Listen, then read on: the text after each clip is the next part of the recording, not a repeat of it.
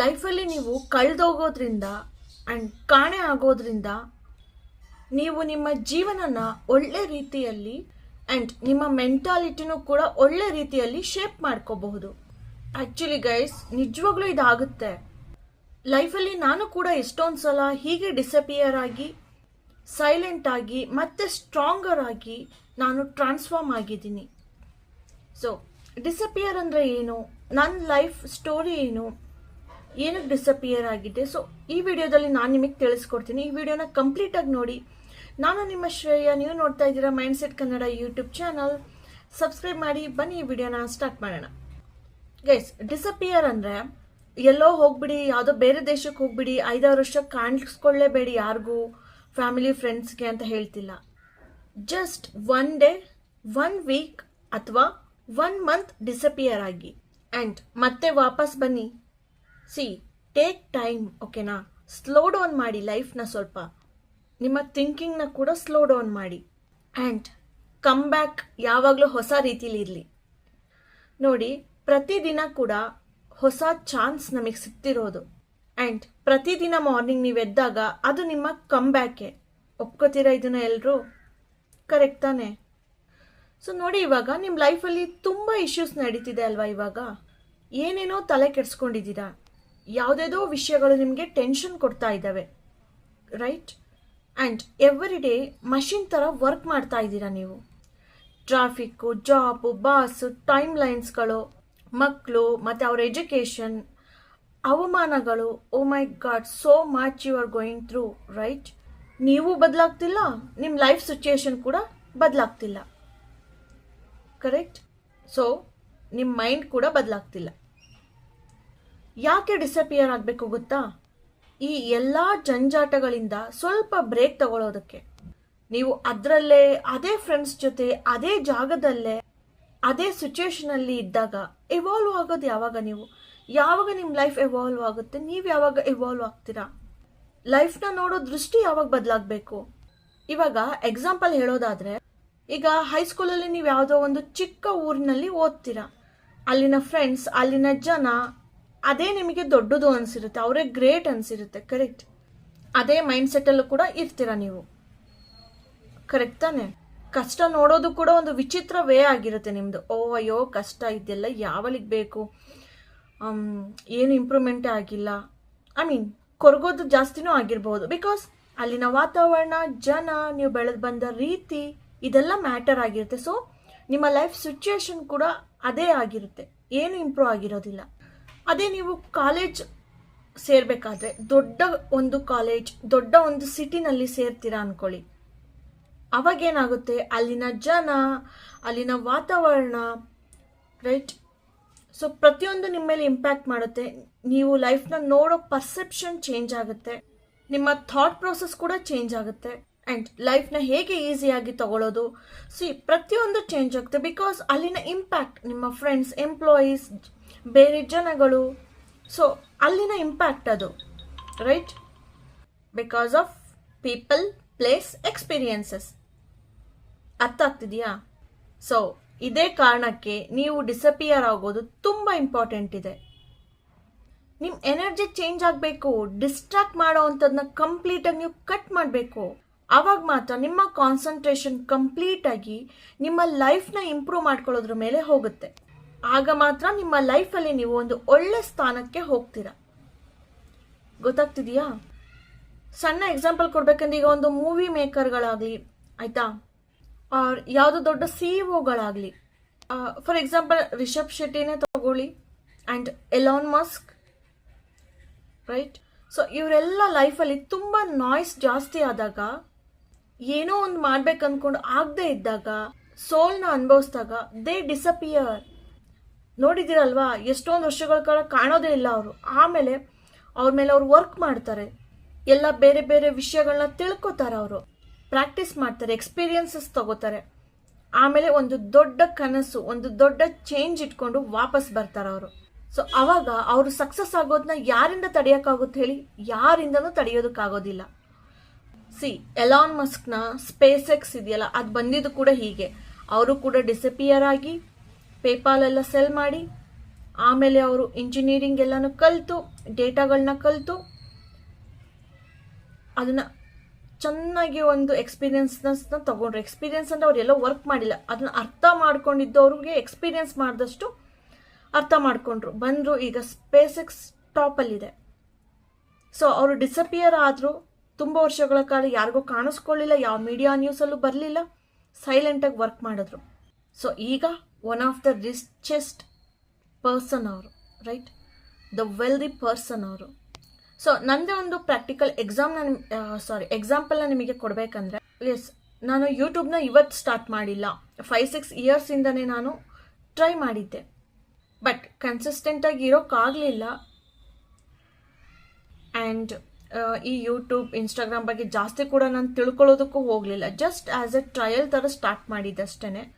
ಆಮೇಲೆ ಲೈಫಲ್ಲಿ ಬ್ಯುಸಿಯಾಗಿ ಮತ್ತೆ ಅದನ್ನು ಮೇಂಟೈನ್ ಮಾಡೋಕ್ಕಾಗಲಿಲ್ಲ, regular upload. Okay, but from few years many things happen in my life. ಓಕೆನಾ, ತುಂಬ ಥಿಂಗ್ಸ್ಗಳು ನಡೆದ್ವು ಲೈಫಲ್ಲಿ. ಓಕೆ, ಸೊ ನಾನು ತುಂಬ ಟಫೆಸ್ಟ್ ಡೇಸ್ನ ನೋಡಿದೆ, ಜನ ಹೇಗೆ ಅಂತ ತಿಳ್ಕೊಂಡೆ, ಯಾರು ನನ್ನೋರು ಯಾರು ನನ್ನೋರು ಅಲ್ಲ ಅನ್ನೋದು ಕೂಡ ತಿಳ್ಕೊಂಡೆ. ಓಕೆನಾ, ಮನಿ ಹೇಗೆ ಜನನ ಬದಲಾಯಿಸುತ್ತೆ ಅನ್ನೋದು ಕೂಡ ಗೊತ್ತಾಯಿತು. ಬಟ್ ಈ ಒಂದು ಟಫೆಸ್ಟ್ ಡೇಸ್ ಬರೋದಕ್ಕೆ ಮುಂಚೆ I was like very active girl. ನಾನು ಕವನ ಬರಿತಿದ್ದೆ, ಮೀಮ್ಸ್ ಕ್ರಿಯೇಟ್ ಮಾಡ್ತಿದ್ದೆ, ಪಂಚಿಂಗ್ ಲೈನ್ಸ್ನ ಬರೆದು ಪೋಸ್ಟ್ ಮಾಡ್ತಿದ್ದೆ, ಬ್ಲಾಗ್ಸ್ ಬರಿತಿದ್ದೆ, ಡ್ಯಾನ್ಸ್ ವಿಡಿಯೋಸ್ ಮಾಡಿ ಅಪ್ಲೋಡ್ ಮಾಡ್ತಿದ್ದೆ. And every day WhatsApp status ಮತ್ತು ಡಿ ಪಿ ನನಗೆ ಚೇಂಜ್ ಇರಬೇಕು, ಪ್ರತಿದಿನ ಚೇಂಜ್ ಮಾಡ್ತಿದ್ದೆ, ಪ್ರತಿದಿನ ವಾಟ್ಸಪ್ ಸ್ಟೇಟಸ್ ಅಪ್ಲೋಡ್ ಮಾಡ್ತಿದ್ದೆ. ಆ್ಯಂಡ್ ಎಜುಕೇಷನಲ್ಲಿ ಕೂಡ ಟಾಪ್ ಮಾಡ್ತಿದ್ದೆ. ಎಲ್ಲರೂ ಅನ್ನೋರು, ಎಷ್ಟು ಆ್ಯಕ್ಟಿವ್ ಇದೆಯಾ ನೀನು, ಎಷ್ಟು ಟೈಮ್ ಸಿಗ್ತಿದೆ ನಿನಗೆ, ಹೇಗೆ ಟೈಮ್ ಯೂಸ್ ಮಾಡ್ಕೋತಿದ್ಯೋ, ನಿಮಿಷ ವೇಸ್ಟ್ ಮಾಡ್ದಲೆ. ತುಂಬ ಶಾಕ್ ಆಗ್ತಿದ್ರು. ಇದೆಲ್ಲ ನನಗೆ ಮೆಸೇಜಸ್ ಮಾಡ್ತಿದ್ರು, ಕಾಲ್ ಮಾಡಿ ಹೇಳ್ತಿದ್ರು. ಸೊ ಅಫ್ಕೋರ್ಸ್ ಲೈಫ್ ಅಪ್ಡೇಟ್ಸ್ನ ನೋಡಿ ಎಲ್ಲರೂ ಚೆನ್ನಾಗಿ ಮಾತಾಡಿಸ್ತಿದ್ರು, because life was very exciting, right. So yes, ಅದಾದಮೇಲೆ ಲೈಫಲ್ಲಿ ಅಪ್ಸ್ ಆ್ಯಂಡ್ ಡೌನ್ಸ್ ಬಂತು. ಓಕೆ, ಸೊ ಆಫ್ಟರ್ ದಟ್ ತುಂಬ ಇನ್ಸಿಡೆಂಟ್ಸಿಂದ I was completely tired. So ನಾನು ಸ್ಲೋಲಿ ಕಾಲ್ ಪಿಕ್ ಮಾಡೋದನ್ನು ಬಿಡ್ತಾ ಹೋದೆ, ಮೆಸೇಜಸ್ ರಿಪ್ಲೈ ಮಾಡೋದನ್ನು ಬಿಡ್ತಾ ಹೋದೆ, ಸ್ಟೇಟಸ್ ಡಿ ಪಿ ಹಾಕೋದು ಇದನ್ನೆಲ್ಲ ಗ್ರ್ಯಾಜುಯಲಿ ಸ್ಟಾಪ್ ಮಾಡ್ತಾ ಬಂದೆ ನಾನು. ಸೊ ನನಗನ್ಸಿದ್ದೊಂದೇ, ಓಕೆ, ನನಗಿದೆಲ್ಲ ಏನೂ ಬೇಡ, ಐ ವಾಂಟ್ ಟು ಡಿಸಪಿಯರ್. ತುಂಬ ನಾಯ್ಸಸ್ ನಡೀತಿದೆ ಲೈಫಲ್ಲಿ, I want to escape from this. ನಾನು ಡಿಸಪಿಯರ್ ಆಗಬೇಕಿದ್ರಿಂದ ಎಲ್ಲ ಅಂತ ಅನಿಸಿತ್ತು ನನಗೆ. ಸೊ ಇವ್ರು ಯಾರಿಗೂ ಸಿಗಬಾರ್ದು, ಯಾವ ಕಾಲ್ ಪಿಕ್ ಮಾಡಬಾರ್ದು, I want to be alone. Like ನನ್ನ ಲೈಫ್ ನನಗಿಷ್ಟ ಬಂದಂಗೆ ಜೀವನ ಮಾಡ್ಕೊಂಡು ಹೋಗಬೇಕು. ಸೊ ಯಾರಿಗೂ ಏನು ತಿಳಿಸ್ಕೊಡೋದು ಬೇಡ, ಯಾವ ಸ್ಟೇಟಸ್ ಹಾಕೋದು ಬೇಡ, ಡಿ ಪಿ ಹಾಕೋದು ಬೇಡ. I want to disappear from everybody and every situation. And ಬೇರೆಯವ್ರ ಲೈಫಲ್ಲಿ ಏನಾಗ್ತಿದೆ ಅನ್ನೋದು ಕೂಡ ನನಗೆ ಬೇಕಾಗಿರಲಿಲ್ಲ. So I cried alone and I suffered alone. ಆಮೇಲೆ ಒಂದಿನ ಅನ್ನಿಸ್ತು, ಥಿಂಕ್ ಮಾಡಿದೆ, ನನಗೇನು ಸಿಗ್ತಿದೆ ಇದರಿಂದ, ನನ್ನ ಡ್ರೀಮ್ಸ್ ಏನಾಯಿತು, ನಾನು ಯಾಕೆ ಈ ಥರ ಆದೆ, ಇವರೆಲ್ಲ ಯಾರಾಗ್ತಾರೆ ನನಗೆ, ನಾನು ಯಾಕೆ ಇದಕ್ಕೆಲ್ಲ ತಲೆ ಕೆಡಿಸ್ಕೊತಿದ್ದೀನಿ. ಸೊ ಇದೆಲ್ಲ ನನಗೆ ಕ್ವಶನ್ ಬಂತು. ಸೊ ನನ್ನನ್ನು ನಾನು ಅನಲೈಸ್ ಮಾಡಿಕೊಂಡೆ. ಸೊ ಇವತ್ತಿಗೆ 3 to 4 ಇಯರ್ಸ್ ಆಯಿತು. ಸೊ ಈ ಎಲ್ಲ ಇಯರ್ಸ್ನ ನನ್ನನ್ನು ನಾನು ಅನಲೈಸ್ ಮಾಡೋದಕ್ಕೆ ಇನ್ವೆಸ್ಟ್ ಮಾಡಿದೆ. ಓಕೆ, ಸೊ ಎಲ್ಲರಿಂದ ಡಿಸಪಿಯರ್ ಆಗಿದೆ, ನನ್ನನ್ನು ನಾನು ಅನಲೈಸ್ ಮಾಡಿಕೊಂಡೆ, ಏನೇನೆಲ್ಲ ಸಿಚುಯೇಷನ್ ನಡೆದಿದೆ ಅನಲೈಸ್ ಮಾಡಿದೆ, ಜನಗಳನ್ನ ಅನಲೈಸ್ ಮಾಡಿದೆ. I stopped everything, no photo, no life updates.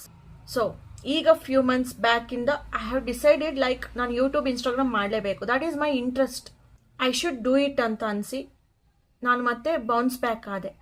So ಆ 3-4 ಇಯರ್ಸಿಂದ ಮತ್ತೆ ಈಗ ರಿಟರ್ನ್ ಬಂದೆ ನಾನು. ಸೊ ನನ್ನ ಡ್ರೀಮ್ಸ್ ಮೇಲೆ ಫೋಕಸ್ ಮಾಡ್ತಿದ್ದೀನಿ. ಆ್ಯಂಡ್ ಅಫ್ಕೋರ್ಸ್ ಅಕೌಂಟ್ ಕ್ರಿಯೇಟ್ ಮಾಡಿದಾಗ 0 ಫಾಲೋವರ್ಸ್ ಇದ್ದಿದ್ದು, 0 ಸಬ್ಸ್ಕ್ರೈಬರ್ಸ್, ಎಲ್ರಿಗೂ ಹಾಗೆ ಅಲ್ವಾ. ಬಟ್ ನಾನು ಸ್ಟಾಪ್ ಮಾಡಲಿಲ್ಲ. ಓಕೆನಾ, ಸಡನ್ನಾಗಿ ಇನ್ಸ್ಟಾಗ್ರಾಮಲ್ಲಿ ವಿಡಿಯೋಸ್ ಮಿಲಿಯನ್ ವ್ಯೂಸ್ ಬರೋದಕ್ಕೆ ಸ್ಟಾರ್ಟ್ ಆಯಿತು. ಯೂಟ್ಯೂಬಲ್ಲೂ 10, 12, 15K, ಸೊ ಈ ರೀತಿ ಕೆಲವೊಂದು ವಿಡಿಯೋಸ್ ಓಡೋದಕ್ಕೆ ಸ್ಟಾರ್ಟ್ ಆಯಿತು. ಸಬ್ಸ್ಕ್ರೈಬರ್ ಕೂಡ ಗೇನ್ ಆಯಿತು. ಸೊ ನನಗನ್ಸಿದ್ದು, I felt like a magic. Okay, I was shocked actually. So ಎಷ್ಟು ಚೆನ್ನಾಗಿ ಗ್ರೋ ಆಗ್ತಿದೆ ಅಂತ ಖುಷಿ ಆಯಿತು. ಬಟ್ ಜೊತೆಗೆ ನನ್ನ ಎಫರ್ಟ್ ಕೂಡ ತುಂಬ ಇದೆ ಅದರಲ್ಲಿ. See, when you are broke and when you are already suffering, ನೀವೇನೋ ಒಂದು ಮಾಡಬೇಕು ಅಂತ ನಿಮ್ಮನ್ನು ನೀವು ಪುಷ್ ಮಾಡಿಕೊಂಡು ಮಾಡ್ತಿರಲ್ಲ, that is very difficult. And when you do it, you will do it and you will finally you will get that success actually, right ಅಲ್ವಾ? ಖುಷಿಯಾಗಿದ್ದಾಗ, ಎಲ್ಲ ಚೆನ್ನಾಗಿದ್ದಾಗ ಮಾಡೋದು ಬೇರೆ, ಬಟ್ ಯಾವಾಗ ಲೈಫೇ ಬ್ರೋಕ್ ಆಯಿತು ಅಂತ ಅನಿಸುತ್ತೆ, ಸೊ ಆವಾಗ ನೀವು ನಿಮ್ಮನ್ನು ಪುಷ್ ಮಾಡಿಕೊಂಡು ನೀವು ಬೆಳಿತೀರಲ್ಲ, ಸೊ ಆ ಸಕ್ಸಸ್ ಮುಂದೆ ಯಾವುದೂ ಇರೋದಿಲ್ಲ. ಆ್ಯಂಡ್ ಯಾರು ನಿಮ್ಮನ್ನು ಮತ್ತೆ ಡೌನ್ ಮಾಡೋದಕ್ಕಾಗೋದೇ ಇಲ್ಲ. ಸೊ ಯು ಆರ್ ಸ್ಟ್ರಾಂಗರ್ ನಾವು, ರೈಟ್? ಸೊ ನಾನು ಯಾರೇನು ಅನ್ಕೋತಾರೋ, ಫ್ರೆಂಡ್ಸ್, ರಿಲೇಟಿವ್ಸ್, ನಾನು ಹೇಗೆ ಕಾಣ್ತಿದ್ದೀನೋ ಏನೋ ವಿಡಿಯೋದಲ್ಲಿ, ಚೆನ್ನಾಗಿ ಬರ್ತೀನೋ ಇಲ್ವೋ, ಅಥವಾ ಎಲ್ಲಿ ಬ್ಯಾಡ್ ಕಮೆಂಟ್ಸ್ ಬರುತ್ತೋ, ಸೊ ಈ ಎಲ್ಲ ಥಾಟ್ಸ್ನ ಮಣ್ಣು ಹಾಕಿ ಮುಚ್ಚಾಕ್ಬಿಟ್ಟಿದ್ದೀನಿ. Because I don't care any more ನಾವು. ಯಾಕಂದರೆ ನನ್ನ ಲೋಸಲ್ಲಿ ಇದ್ದಿದ್ದು ನಾನು, ನನ್ನ ಇವಾಗ ಯಾರೂ ತಡೆಯೋದಕ್ಕೆ ಆಗೋದೇ ಇಲ್ಲ, right? Because I am stronger than ever. And ನನ್ನ ಓಲ್ಡ್ ವರ್ಷನ್ ಕೂಡ ನನಗೆ ವಾಪಸ್ ಸಿಕ್ಕಿದೆ. I am more active, more energetic and more powerful ನಾವು.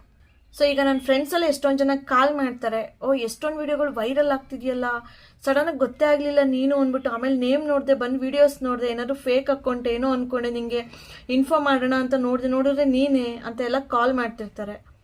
ನಾನು ಅವ್ರನ್ನ ಕೇಳೇ ಇಲ್ಲ, ಆದರೂ ಕೂಡ ಅವರೇ ನನ್ನ ಅಕೌಂಟ್ನ ಫಾಲೋ ಮಾಡ್ತಾ ಇದ್ದಾರೆ. ಸೊ ಒಂದು ಹೇಳೋಕೆ ಇಷ್ಟಪಡ್ತೀನಿ, ಲೈಫಲ್ಲಿ ಯಾವುದು ರೈಟ್ ಇಲ್ದಲೇ ಇದ್ದಾಗ ಒಂದ್ಸಲ ಲೆಫ್ಟ್ ತೊಗೊಂಡು ನೋಡಿ, ಅಲ್ಲಿ ನಿಮ್ಮ ರೈಟ್ ಸಿಗಬಹುದು. Okay, so always remember to disappear when you are completely tired. So ಮತ್ತೆ ವಾಪಸ್ ಬಂದಾಗ ವಿತ್ ಎ ಬಿಗ್ ಬ್ಯಾಂಗ್ ನೀವು ಬರಬೇಕು ವಾಪಸ್. Okay, so yes guys, so ಈ ವಿಡಿಯೋ ನಿಮಗೆ ಹೆಲ್ಪ್ ಆಗಿದೆ ಅಂತ ಅಂದ್ಕೊಂಡಿದ್ದೀನಿ. ಸೊ ನೆಕ್ಸ್ಟ್ ಟೈಮ್ ನಿಮ್ಮ ಲೈಫಲ್ಲಿ ಯಾವುದೇ ಒಂದು ನಾಯ್ಸ್, ಟಯರ್ಡ್ನೆಸ್ ಇದ್ದಾಗ ನೀವು ಡಿಸಪಿಯರ್ ಆಗಿ ನಿಮ್ಮ ಮೇಲೆ ನೀವು ವರ್ಕ್ ಮಾಡಿ ವಿತ್ ಅ ಬಿಗ್ ಡ್ರೀಮ್ ವಾಪಸ್ ಬನ್ನಿ.